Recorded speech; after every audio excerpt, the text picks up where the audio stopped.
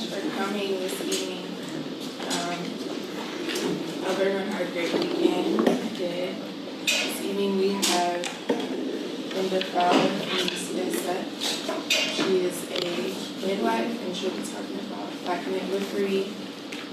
I know, it's just really exciting because we've had some doulas come in, we've had doctors come in, so we're adding another layer of perspective to the conversation. So if we can welcome her, and then afterward we'll have time for questions. If folks have Okay, so let's start with, I hate public speaking, so please don't make me stand here and talk the whole entire time. Can you guys tell me a little bit about where you're from, what you're doing, just real quick, just shout out, don't be bashful. Why are you here?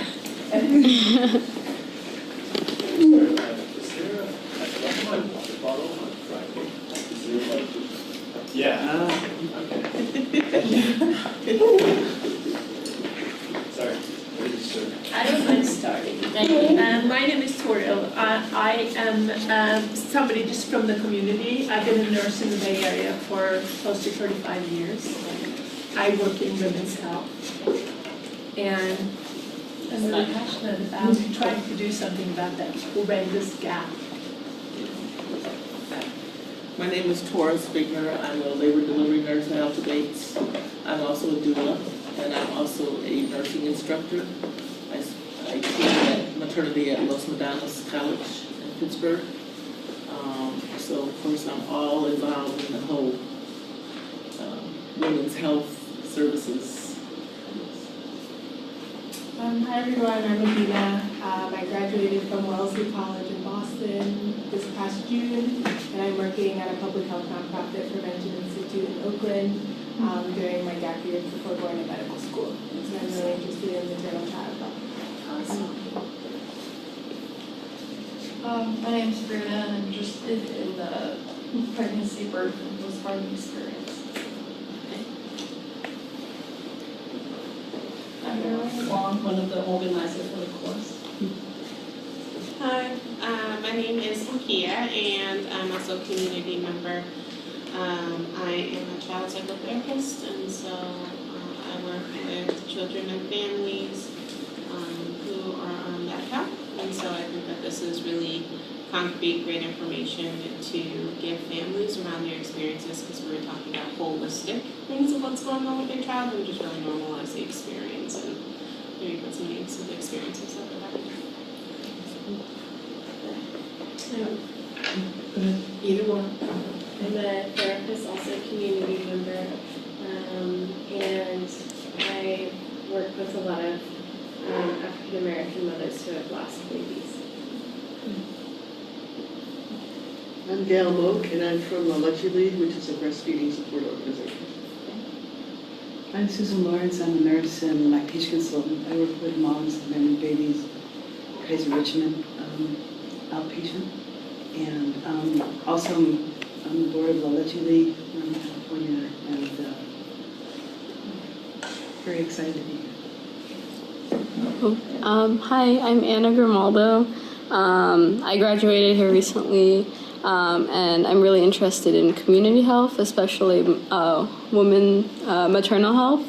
And I have the privilege of working with such a great team to really learn with you all about these topics. All right, so Dr. Wong invited me to do this. I was like, and I kept thinking, okay, she's not giving me enough to go on. So these are my thoughts, okay? So hopefully it will say something to you. And midwives of color, Black midwives in the African American community from slavery till now.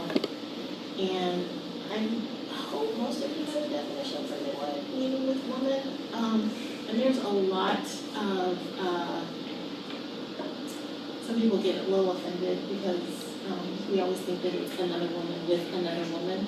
There are male midwives in the United States and other places, but typically it's the first mention of midwives is in the Bible, and at first you have the mention where Jacob and Esau and his brother were being born, and the midwife, one arm comes out, so she ties a red band around one baby, and then that arm goes back, and then the other twin comes out first, and the midwife's kind of like, well, how did you get out before your brother, kind of thing. And then the most famous one, I think that most people know, is the story of the Hebrew midwives and how Pharaoh had asked them to kill all of the children, the male children. And the Hebrew midwives were like, dude, they come out too fast. We can't catch them. We can't get there in time. And God blesses them. So I feel like that hasn't changed. I mean, I know it's not quite that way, but there are days where I feel like it is. And so you just have to remember that it does get better. The care was often provided by the lay midwives. What was interesting is that if the slave owner saw he has his property, he's now having a baby, he would call a physician, but that physician wasn't there to take care of her. A physician was there to do what the slave owner wanted them to do, so whatever that meant. So instead of that woman receiving the best care, she got some sort of care. And if the slave owner didn't deem whatever the physician thought was necessary, it didn't happen, regardless as to whether or not the physician thought that it should happen, because it was based on what that owner wanted to do with his or her piece of property. Okay?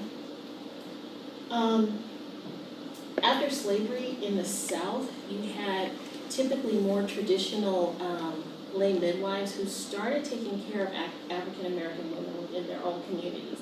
And these were the women who were the backbone of communities, making sure they weren't just delivering babies. They were also taking care of whole families and making sure that these women had the things that they needed, making sure that the men understood, okay, you might need to cut her a little bit of slack this week so she can get through this week with whatever she has going on.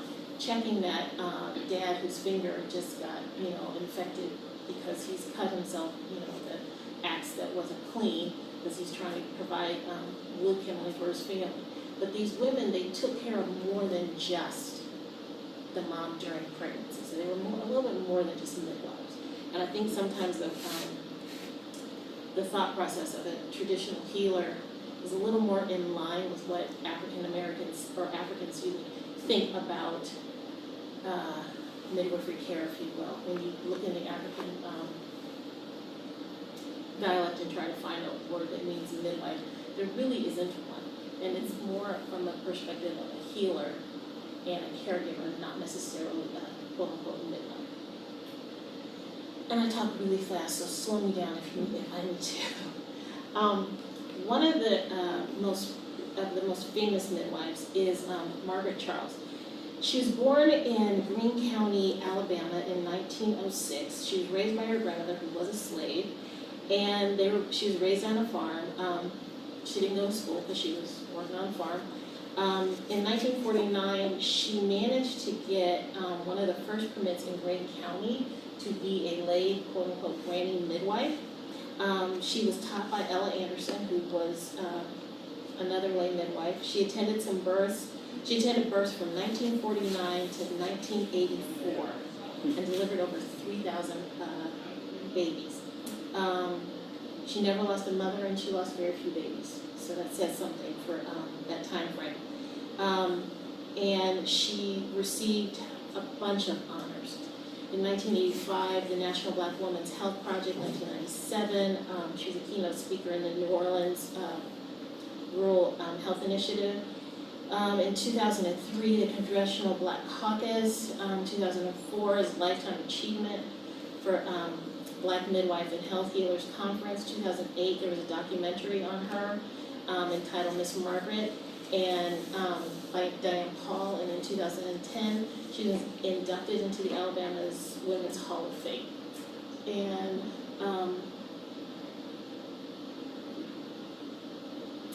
her book, I believe, is Listen to Me Real Good. I just lost the title because should have put it in my notes, but I didn't.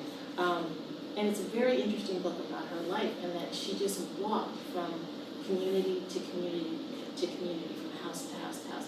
And we're not talking about a couple of blocks. We're talking miles of dirt roads. Sometimes it wasn't a real road, but she still got there nevertheless in time to do a birth.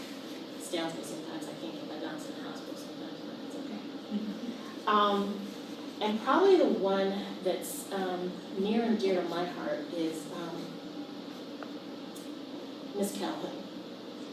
Hang on a second, I guess I gotta talk about this first. In 1941, Tuskegee College School of Nursing, they partnered with the John Andrews Memorial Hospital in Macon County, and they set up the first nurse midwifery program.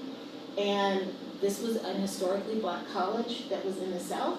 And everybody has heard about Tuskegee, so we don't need to go down that pathway. But this just lets you know the work that they were trying to do within the black community still. They graduated about 31 nurse midwives of color between 1941 and 1946. So obviously there was a huge need.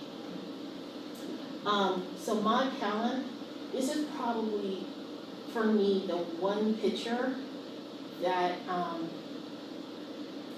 probably, I won't say it's why I am a midwife, but it's the one picture that I keep in my mind when I'm doing a birth. Maud was an extraordinary woman. She was born in 1989 in Quincy, Florida. She had at the age of 6, her and her 12 brothers and sisters, they were orphaned. She was raised by a Tallahassee physician. She graduated from Florida A&M, then went to Tuskegee, and she started her own practice in 1923. If you can imagine a woman starting their own business in their own practice, which I thought was actually kind of cool. And it was in Berkeley County, South Carolina. Of course, one of the poorest counties in South Carolina. And she was the second midwife in the state. She joined the health department in 1936, and she started training other black midwives. And she was also featured, and I'm sorry, I meant to grab it, but I left it on my floor in my bedroom. She was featured in Life magazine in 1951. And that article kind of revolutionized midwifery as we know it today. Here are some of the photos of her from the Life magazine. The gentleman that did these photos, he is very famous because of this. And as you can see, she's coming with her little suitcase, coming out of someone's home in the wee hours of the morning or the night with her lantern, and she's walking. She's washing her hands there, making sure she's clean, which says a lot compared to physicians during that time, because they hadn't figured out that they need to wash their hands in between things, seems like. As a result of Ms. Callan's work and more importantly, that Life magazine article, that is how we got to the ACNM, or the American College of Nurse Midwives, as we know it today. It wasn't necessarily per se her, but because of the exposure from the Life magazine, it then opened the doors for there to be conversations with Mary Breckenridge, who's another famous midwife, who established Frontier School of Midwifery, and I guess I just want to say School of Nursing because they also train just straight MPs as well. But she had her own little association, which I found quite interesting, that it was very segregated, but I shouldn't be surprised. Hattie Harshmeyer, she was the one who kind of felt like there shouldn't be a racial barrier. It should become one, come all. So they finally were able to merge the two, and out of that came the ACNM.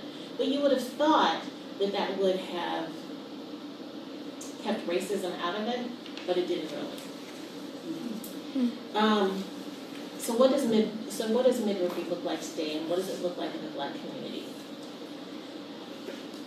One of the challenges that I found while I was working on this is that statistics are really hard to find, clear statistics. When you want to know the total number of births, you can find that number, but what you can't find is sometimes who did the delivery. And that's because from each state to each state, it varies how that information is reported. And I dare say from hospital to hospital how that information is reported. And it's based on that state and or hospital's viewpoint of how a midwife is credentialed. So sometimes the midwife has done all the work, labored with this woman, done the delivery, but the physician is the one who goes on the birth certificate and is listed as the delivery provider, even though it was me standing there doing this delivery, okay? So if these numbers seem off, that is why, okay? So the total number of midwives, and this was a part of a survey that was done by UCSF, which I thought was interesting that they got from the Board of Nursing, because in the state of California, there are 2 governing bodies for midwives, and so I use the term interchangeably. So a certified nurse midwife is under the Board of Nursing. A lay midwife is, or licensed midwife is under the Board of Medicine. The licensed midwife is depends on what you want to do with your practice. The licensed midwife does not need supervision, and there's no supervisory language in her ability to care for patients, so she doesn't need a doc to sign off on things. For nurse midwives, we do in the state of California. We've been working on trying to change that. It is not across this country. I came from Maryland, where we got rid of that supervisory language within our thing. So it just depends on where you're living. It also depends on what kind of midwife you want to be. If you know you're never going to work in a hospital, I don't know that tell you be a certified nurse midwife. I said that out loud. Anyway, but if you know that I like both sides of that coin, then it makes it worth going to get your master's and being that certified nurse midwife, or if you want to teach. All right. Anyway, so there were 1,151 total midwives and nurse practitioners. There were 40.2% work of the CNMs work in a hospital setting, which I thought was pretty interesting. But only 3% work in a freestanding birth center and home birth. And the reason I think that number is so low is because, again, this came from the Board of Nursing, so they're not capturing the lay midwives that live in the community. And I'm sure that number is a lot higher than that. And the total number of births in the state of California, 488,827. And of that, 3,082 delivered in a freestanding birth center. So we're assuming the rest were all in hospitals. And in 2014, ACNM, that's where this last that information came from, they said that 1 in 10 of the births in California were done by a midwife, okay? Which again, I thought was interesting. Because as many of you know, because I heard some Kaiser, I heard Alta Bates, there are midwives in these places. What I found interesting is when I tried to dig deeper and figure out where are these people being born, where are all these midwives working, not everybody shares their information. The benchmarking statistics that ACNM tries to collect isn't there.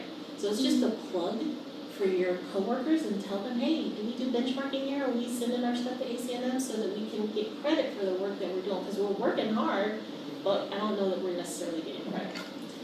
The other part about this slide, and I don't know why, I don't remember what that 2% was. I want to say that 2% was upper. But anyway, there are only 4% Black midwives out of all of the midwives in the state of California. It's only 4%. And I'd argue that some days it feels less. But yet, 84% white. And I guess I shouldn't complain because Pacific Islanders and others are less. So it's just interesting how it all divvies out. The diversity is just not there that we need within various communities to represent everybody. So what's happening now in our communities? So these were some statements that I ran across that were interesting, and they make you stop and think.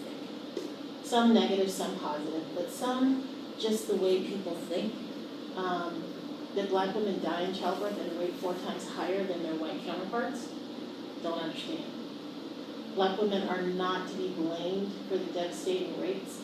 some people would say, well, mom is a substance abuser, mom is homeless, mom doesn't start getting her prenatal care until she's, 34 weeks. There are reasons for that.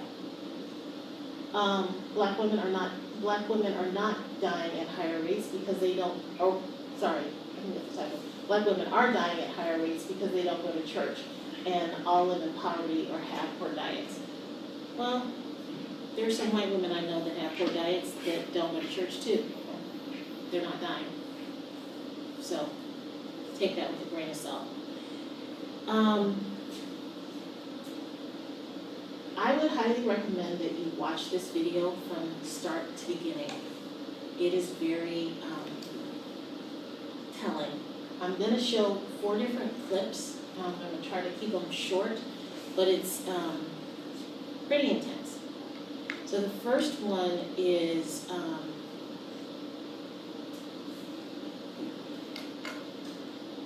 I think I'm going to start with the hard one first. So we're going to listen to this woman's experience. Can I make a comment before you start? No, then I do it later. Okay. That's okay. Sorry. Go ahead. You're fine. No, the statistics that you had, the other thing that I think is really important is that the kinds of things that protect other women don't protect Black women. So higher educational achievement, higher socioeconomic, that doesn't protect Black women in childbirth. Getting ahead of my talk. Calm down. So You're 110% correct in one of these 4 things, Okay. that they address that. And I think for me, that was probably one of the things that was astounding. The woman that was in Atlanta who was she worked for the CDC and who died in childbirth. I'm like, how are you working for the CDC and you're dying in childbirth? You look at Serena Williams that has to fight to get someone to listen to her, because we all come in with our biases, doesn't matter what race we are, we all have our biases, and we all have a tendency to blow off what someone is telling us because we know best. We're the educated provider. But you don't know what that person's experiences have been. You don't know where that person has been. So it behooves us to just stop and listen. Okay?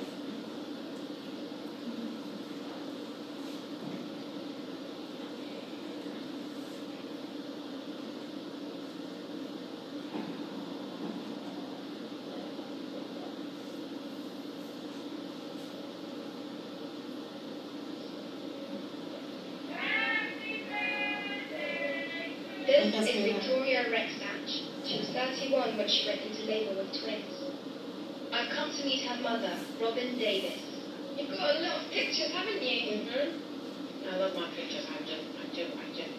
This is Victoria, she was out on my birthday. And someone blew this picture up for me, and I was so grateful. So that's Victoria. What does she mean to you? Everything.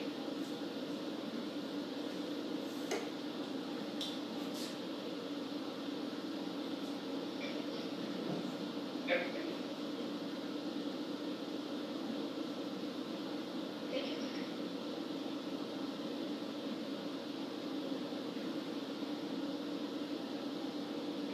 She meant everything to me. Everything. And I have my children, I have 11 children altogether, and they owe me everything. I love them the same way. She was like my best friend. She was just a very beautiful person. When was she admitted into hospital and what happened? Victoria called me that morning about 5 o'clock, and she told me that her water broke. She said, "Mama, my water broke because you sent Crystal to watch the kids while we go to the hospital." I knew that she was only 5 months, but sometimes babies can be saved at 5 months. Sometimes, maybe if you're going to system. I just had it in my head. I had hope, so I wasn't worried about it. So I called her. She answered the phone, and she was like, "I'm alright, Mom, but I'm just in so much pain." I said, "Well, what do you mean you were so much pain? Did they give her epidural?" "No, they gave me the Pitocin." I said, "What? Why would they give you that?" She said, "So they can remember later." I said, "But why?" She said, "Because You know, my water broke and I wasn't having no labor pain, so they gave her. Pitocin is a drug commonly used to induce labor. According to Robin, Victoria's previous pregnancies were complicated and her other children were delivered by C-section. Victoria was told that her uterus was weak. She was told by her doctor, she had to listen like every week. When she went into labor, she should never, ever have given vaginal birth or given any type of medication to stress out her uterus. And because of that, her uterus ruptured. During the birth, Victoria suffered massive blood loss and died. I felt like all the blood rushed from my head over to my feet. I felt like, get out of here, I gotta get out of here. I said, I cannot believe that this is not happening, it's not happening. I just couldn't grasp it in my head that that's what happened. I wanted to have the same medical examiner do an autopsy on Victoria because I didn't want the hospital touching her no more.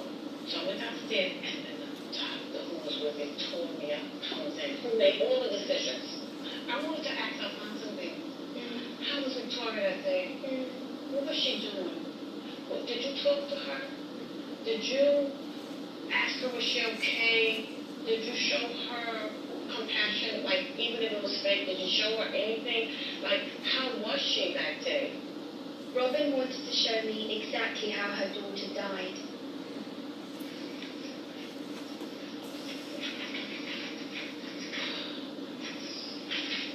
You were right. So this is the office of the chief medical examiner. So I'm just going to read it to me. Yeah, you can read it to me. Oh, it's really sad. Cause of death is a hemorrhage due to ruptured uterine scar following vaginal delivery of twin fetal demises. Sorry, just covered.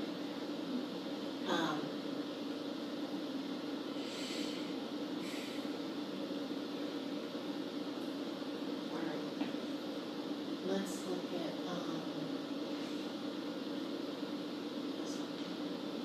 this is all the same movie. I just took the clips that I felt the most. I want to understand how the experience of being a black woman in the US can affect health and whether factors like where you live and work can directly impact pregnancy. Dr. Fleeta Jackson has spent her career researching how race plays out in infant mortality, but says the same factors lead to maternal mortality too. Well, the connection between race and maternal mortality really has to do with stress. And the particular kind of stress that African American encounter is around racism. It's around sexism. So it's a double jeopardy of being black and female. And what does that do in terms of a woman's response, both physiologically and psychologically, if in fact there's no relief from those environmental circumstances that create stress in the body of a woman? But you could be white and be stressed out as a pregnant mother. That's so true, but what we do know from the scientific literature is that if you look at black and white women who are equivalent in terms of education and income, black women still fare worse. The CDC confirms that regardless of a woman's age or education, if she's black, she has a higher risk of a poor maternal outcome. In what ways does a black woman experience pregnancy that is engendered by her race? Well, there are any numbers of ways. First of all, we have seen children, teenagers, having major negative encounters with police and within the communities. Those are concerns. In my research, women have talked about the fact that what does it mean for me to bring a child to this world? That's a factor. It's not just about health care. It also is about the circumstances of a woman's life. So racism can kill. Yes, racism can kill. It's a way of us looking at what happens in the environment, how it is embodied, because there is a response. So yes, racism can kill.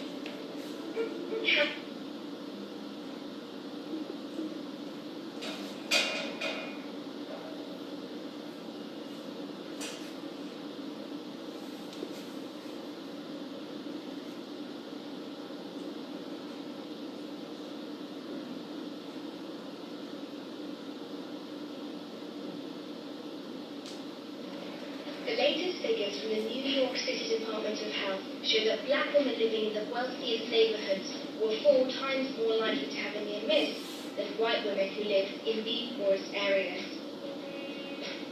And college-educated black women were twice as likely to have a severe complication than white women who hadn't graduated high school. I've managed to get an interview with the Assistant Commissioner here in the New York Department of Health to find out exactly how these disparities are playing out citywide and what she's doing to tackle the problem. In your report, you said that black women who have had higher than college education fare worse than white women who have not even had sort of secondary or high school education. This gets to the issue around inequity and injustice and structural racism. It explains that while education does provide some protection, meaning that for black women the rate does go down with higher education, we still see much higher rates, and this is why we need to look at the inequities that lead to this. Dr. Kevin, were you shocked by the data? I think the degree of disparity, particularly in the maternal deaths with black women 12 times more likely to die than white women, is quite concerning. The latest figures from New York City's health department show an overall improvement in maternal death rates since 2005. But while the rates for white women have almost halved, those for black women have remained high. This means that black women are now 12 times more likely to die from a pregnancy-related cause than white women. We have a very segregated city, and that didn't just happen overnight.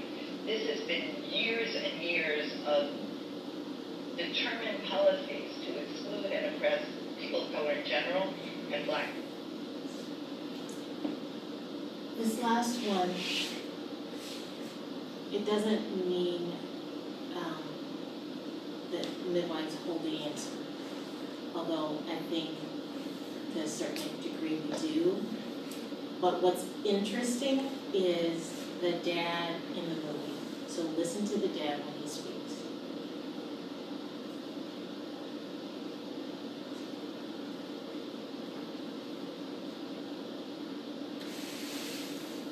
Who are you? Can you see me? Don't fall down in the driveway now. I just want to learn a little bit more about what a midwife does, what you do. Marsha Ford is a midwife who provides a more natural approach to deliveries for clients who aren't medically high risk. I have 90% African American clients, 10% others. Hey y'all! Good morning! Good morning, good morning. We do centimeters. Many women would prefer to have a less medicalized approach to birth, and studies show that midwife-led births need fewer interventions. Well, good. We got 3 dads today. That's great. If you had a previous C-section, 1 C-section, now we're discussing this 2 C-sections again, you can vaginal birth after cesarean and do it in water. Well, I went to the water birth because I didn't want to be constricted to the bed, and I wanted to be able to not be hooked up to a lot of things and just move freely and be able to squat and stuff. We're going to get in the pool with her today. Is that all right? Ready? Ready to get in? Get on in there. Get on in with it. There's the seat. Okay. Okay, so just like a football. How do you do a football? Legs down there. Okay, now go. Legs down there. Okay? Base at the head. Base will be looking at you. Yes. First, come this way. That's the face. So I need a pain reliever that I can handle and have a healthy baby and a healthy body. This is my only option. My third baby was water birth, and it was the best experience I've ever had. One of the statistics that hits you in the face is that black women are 4 times more likely to die as a result of having a baby or being pregnant than white women. I mean, is anyone shocked by that? Is that surprising to anyone? The statistics don't surprise me because the resources, they aren't provided. You have to go and look. Yeah, so watch the things that know what I'm saying, that statistic even exists. And I think, my personal opinion, because black communities don't have enough places like this. That's the comparison to really, that's it. We got more McDonald's and big cheese steak and wing places than we like this in our communities. You know what I'm saying? That's the reason. When you talk to the experts, they'll tell you that the experiences of African American women crosses socioeconomic lines. It doesn't matter if you're rich or poor or educated or not. What do you think about that? I agree with that. I have a bachelor's in social science. I'm from the University of Minnesota. And I've been a teacher in education. I've been in counseling. But I'm still viewed as that black girl. Always. Unless you're in a place like this where everyone looks at you for who you are. Because they look just like you. Because remember, we are not always that. I want to find out why Marsha thinks her approach is more beneficial for women. What are you doing differently? I think we care and we show that. I'm not saying that OBGYNs don't care, but we as women and as midwives, we care and we care holistically for the whole one. Are you saving lives? I believe I am. I, knock on wood, have never had a maternal death. I've been doing this for 24 years. Not a maternal death. Comments? It's a lot.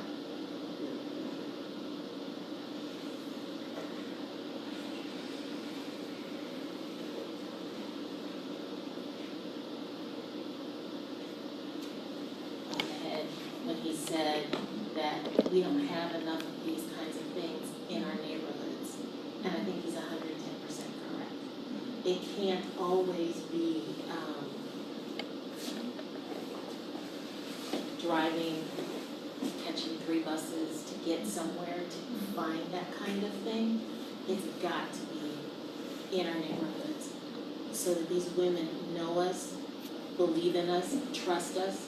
Because to me, I think one of the most frustrating things about my current job is that I don't know my patients as well as I used to because the role has changed. And so sometimes I feel like I gotta fight, no offense with the doulas, because I love them. They allow me to be able to do the job that I get paid to do, which is educate residents. But I miss that sometimes, being able to go in a room and just sit with my patient for however long she needs me until I get tired, whichever comes first, and then go out. But those relationships just aren't there. And if you have those relationships with your patients, then that trust is there. Then when they start talking, you are listening. And it's not, they don't have to convince you over and over and over again that something's wrong. If anybody is free tomorrow morning at 9 a.m.,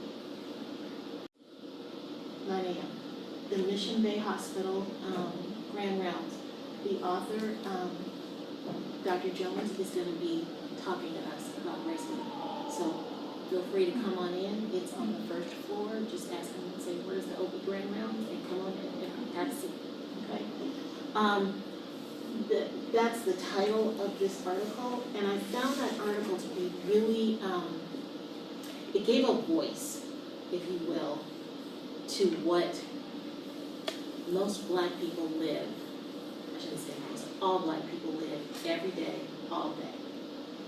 And it definitely makes you stop and think before you say another thing to a Black woman about anything, because you just have to read the article, and when you read the article, it'll start to make sense. She talks about 3 different levels of racism. There's the institutional racism, and there's the personally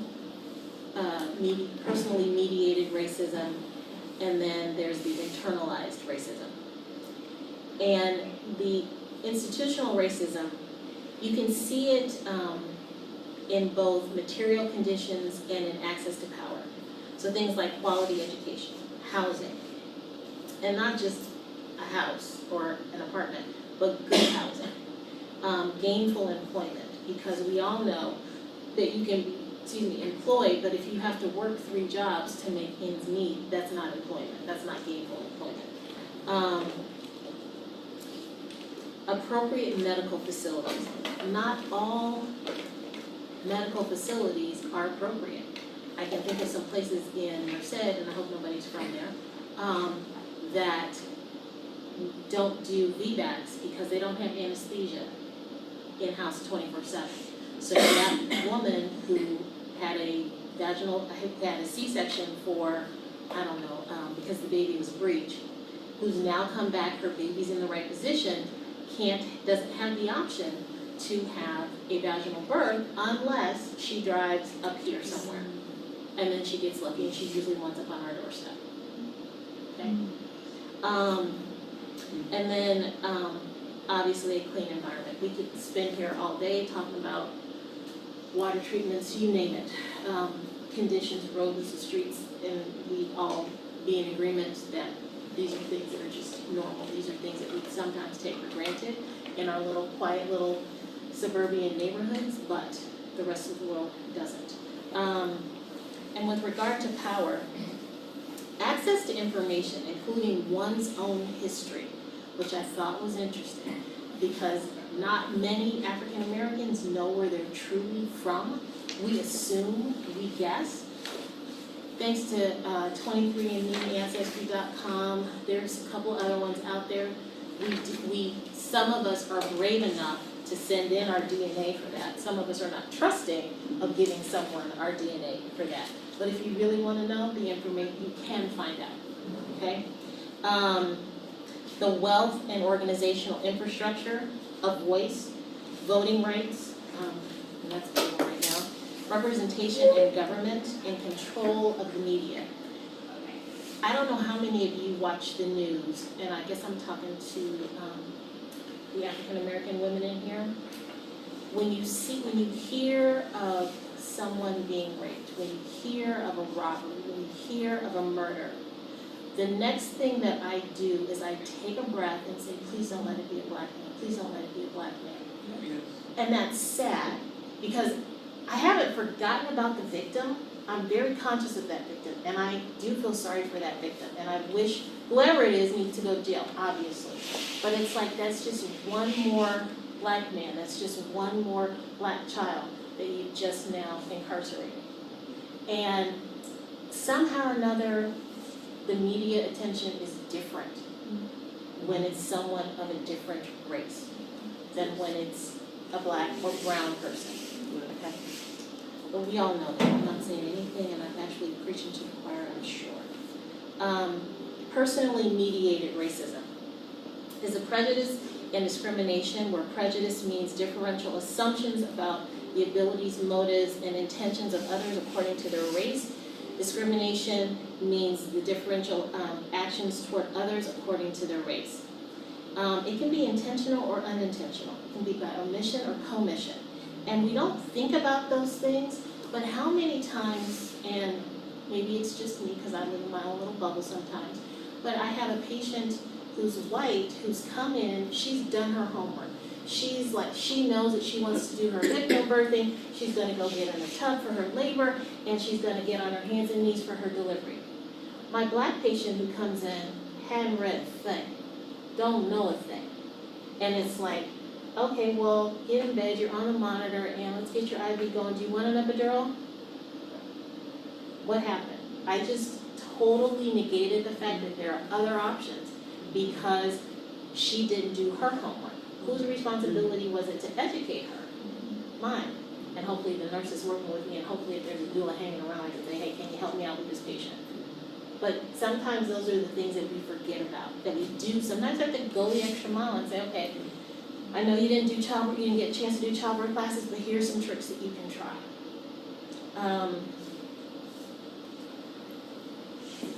It can also appear that there's a lack of respect or poor service, failure to communicate options, shopkeepers who catch you, who watch you as you come into the store, crossing the street. When someone sees you coming, and that's a person of color, or someone holding onto their purse. I will be honest, there are times, and I think probably, no offense to Donald Trump, I'm trying to leave him alone, but I've gone into Starbucks and I'm thinking, why am I still standing here waiting for my cup of coffee? And everyone else who's come in after me already has their cup and I'm still standing here. Now, 5 years ago, because I wasn't in California then, I don't know that I had that thought process. One reason, there were more people who looked like me in the Starbucks. But the other reason, Donald Trump's in the White House. So he's opened Pandora's box, unfortunately. And I'm hoping that at some point it'll get shut again. But those things are real in people's minds today. So think about that when you're interacting with people of color. And then the internalized racism. This is probably one of the ones that is the most powerful. So if you get past those first two, this is what you as the Black person has to do. And internalized racism is the acceptance by the stigmatized race of the negative messages about their own abilities or intrinsic worth. We see it in the way that we deal with our hair. We try to straighten our hair so that we look more white. We buy whatever weave, the longest one we can find, so that we can fit in and be more white. We bleach our skin. I think about Michael Jackson with that one, and I'm like, okay. We think about self-devaluation, the racial slurs, the nicknames, the ancestral or cultural issues. And, within the Black community, it's okay if I say the N-word to someone else, but it's not okay if you say the N-word to me. Well, it's actually not okay if either of us says it. How about that? And so we have to learn that maybe these things aren't the way that they should be. The feeling of the resignation, the hopeless and helplessness, dropping out of school, failing to vote, encouraging risky health practices. I guess I can fully disclose. I don't think I voted until Obama ran for president. Because I thought, let's see, Bill Clinton, George W., his dad, and Reagan, there was nothing about any of them that made me think that they were really going to make a difference. Is that a bad way to think? It sure is. But it took me a long time to realize, okay, I have to participate. Even if I don't believe, I still have to participate. But when you have that internalized racism, there's that hopelessness that's there. And so it's just part of the narrative, which we're going to change. So I saw there's a green book. Thank you. So that is that book, okay? And some of the women are here in California who created that book, and they looked at the voices of Black women and what they were experiencing in the childbirth here in our state that we're so proud of. The other book is Birthing Justice. That book is awesome. It gives a new way of thinking about childbirth for women of color, and I would encourage you all to at least go on Amazon and click a sample if you don't want to buy it, but I would encourage you to see if you can get your hospitals just to put a couple copies around somewhere for your patients, okay? So what does care for Black women look like today? It can look like anything. It can be in a hospital, it can be in a birth center, it can be at home. But the key to that care has to be listening. And I would argue it has to be empathetic listening and understanding and trying your best to hear what that person is saying. If you don't understand, be honest. Be willing to hear what she's gonna say, because it may not come out in a way that would be politically correct, but be willing to hear what she's trying to say, okay? Here are some of the voices within various communities throughout the country that are trying to change the narrative, and they're working really hard. This one here, the Black Mamas Matter Alliances, they're having a conference in Atlanta in December 6th or something or other, 7 or 8, which should be really interesting. That website also has some toolkits that are useful, okay? And they all have good information. Some of it is relevant. I realize that I'm talking to, did you say, tell me again what you did? Psychotherapist. No, okay. So most of you are in a clinical situation where you're in the medical system and you're, for lack of a better way to say it, in hospital. Nobody's doing out of birth centers or home births. And so some of this might be a little tougher to apply, but not really. It's still common sense. The key is still listening. The key is finding that thing that you can connect with your patient about. Because we all have something that we can connect about. It might not be obvious at first, but don't give up. Keep listening. Okay? And then this last slide, I just thought was interesting. And I'm going to leave it at that. I made it. Okay.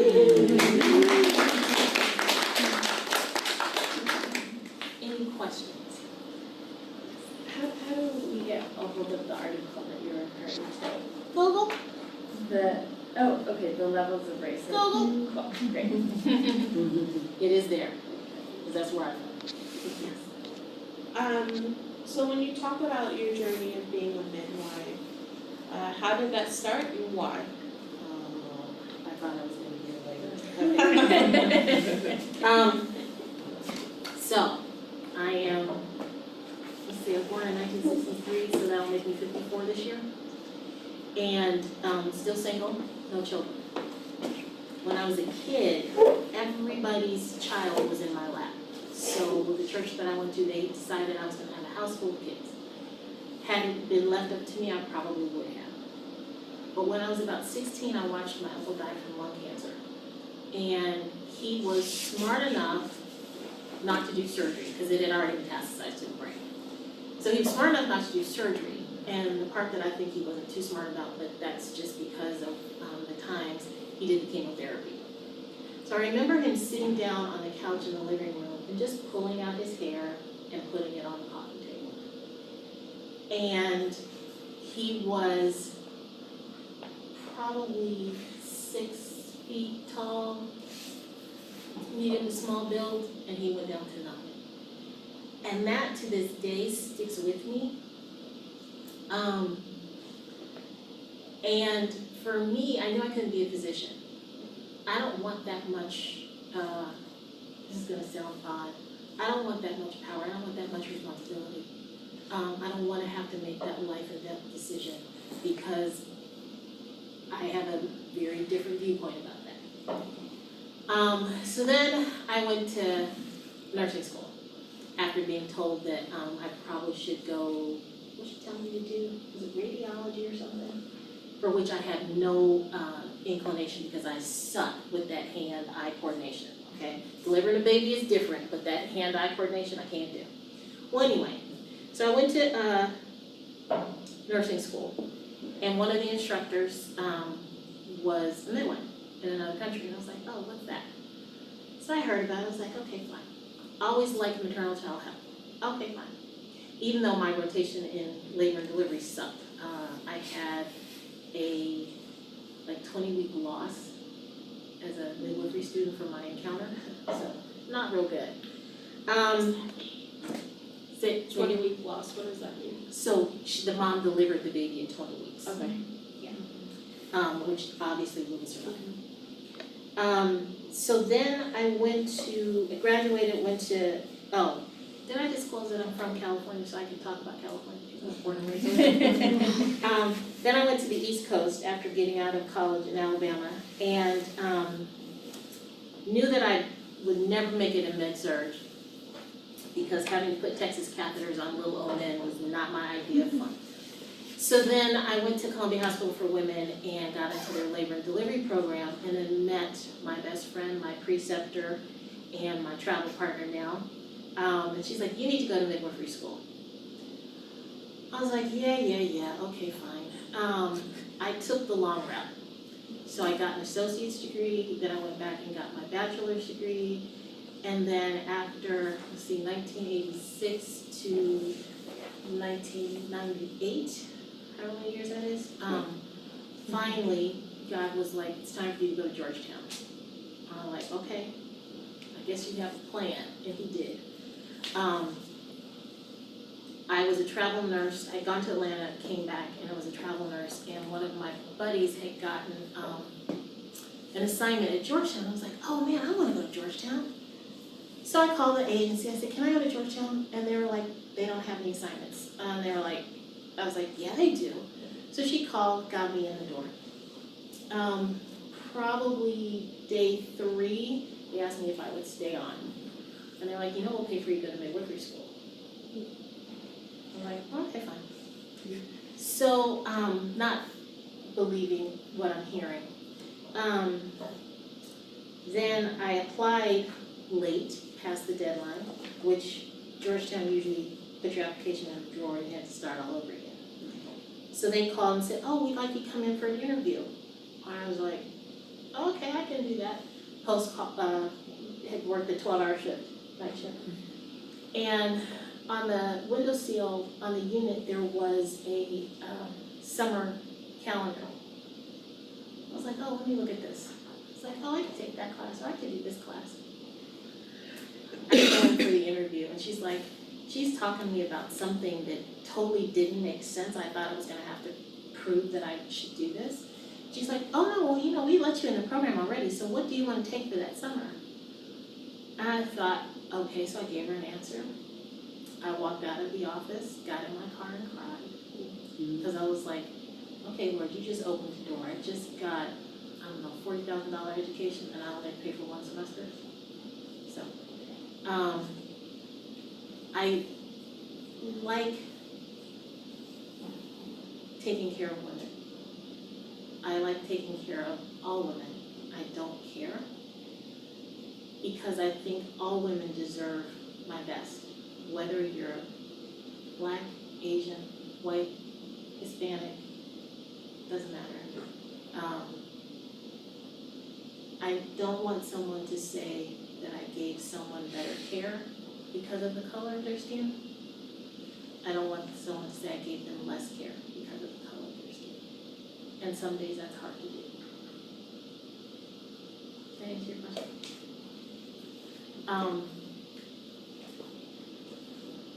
The other thing I will share, just so you don't get it twisted. The East Coast was a lot easier for me as a midwife.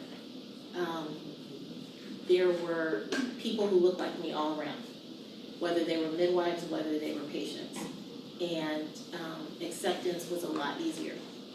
When I came home, and I came home because I am an only child and my mother is 76 years old. When I came home, because of her, I think this is the only time where I have felt true racism.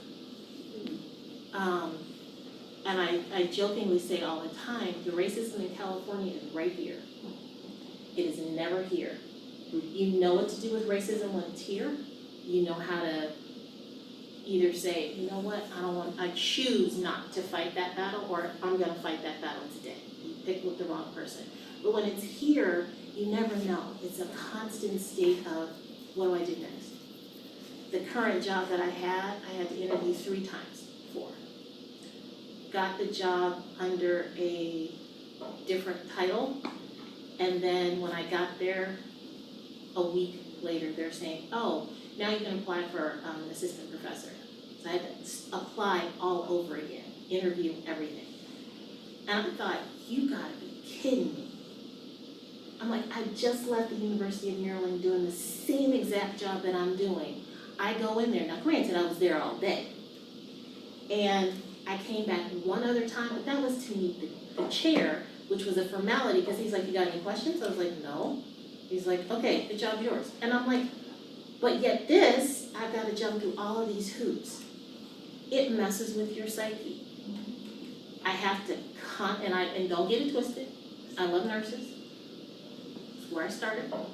I have to constantly prove myself to the nurses. I have to constantly prove myself to the physicians. So we think that racism isn't real. When she talks about the stress of Black women, it is definitely different. I would not minimize the stress of any other race because those stresses are there. Whether, I notice that a lot of my nursing comrades are sole providers for their families. They are the breadwinners. So I know that they're under stress because they're always there with me working. So I know they're under stress. And it doesn't matter what nationality they are. It still doesn't negate the fact that you're talking to a Black woman who has to prove herself not only as a woman, but then as a Black woman as well. Sorry. Yeah, no, I understand. Questions? I'm wondering if a Black woman has a better experience giving birth to her child if there's a higher rate of that child making it through the first year. Say that again, one more time. If a Black mother is at a hospital or at a birthing center or with a midwife or has better care, has generally better care and experiences less racism and experiences less adversity factors in general, if there's a higher rate of the baby also surviving the first year? Yeah. That's a good question. And I'm gonna say probably not because of the PTSD for some women. That is a phrase that I hear coined a lot in California in the sense that it depends on what her birth experience was like. You know, assuming that she has a good birth experience, then the answer would be yes.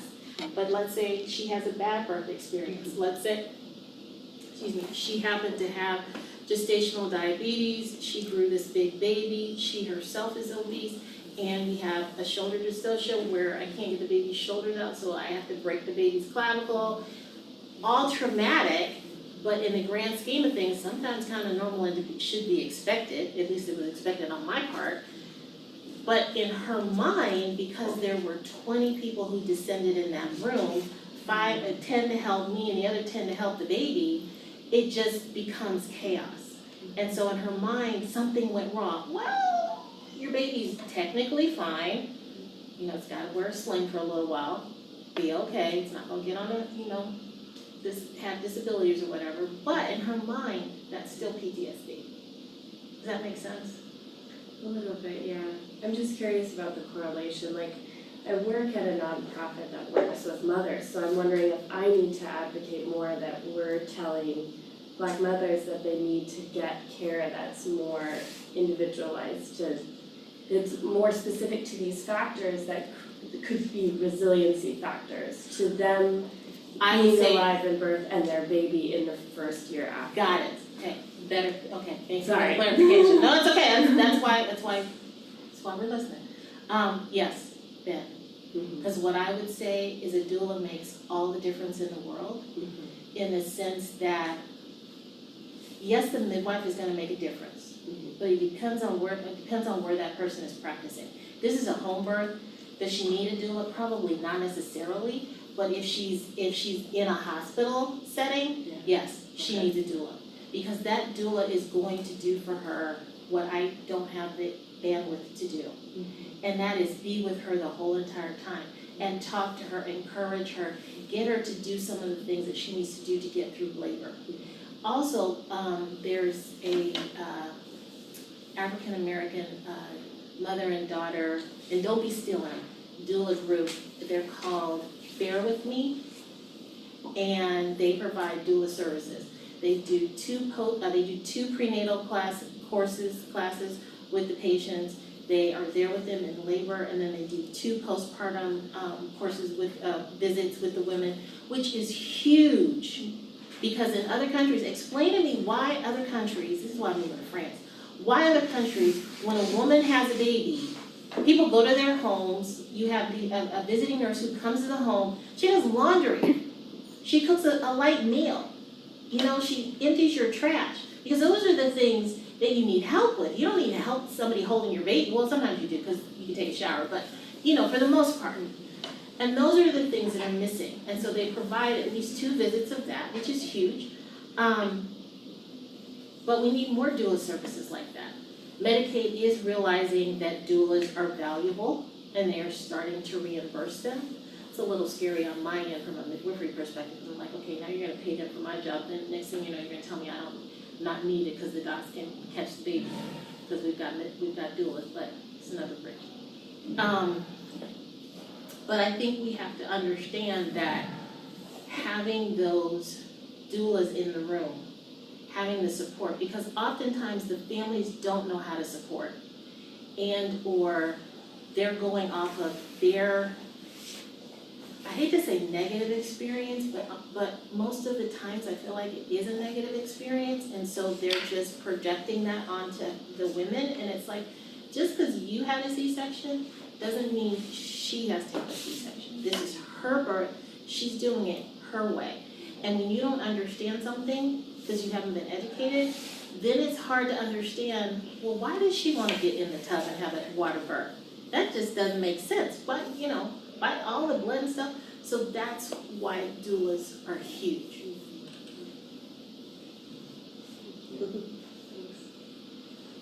Anyone else? I'm off the hook. That was easy. Okay. All right. Well, thank you for coming, and thank you for having me.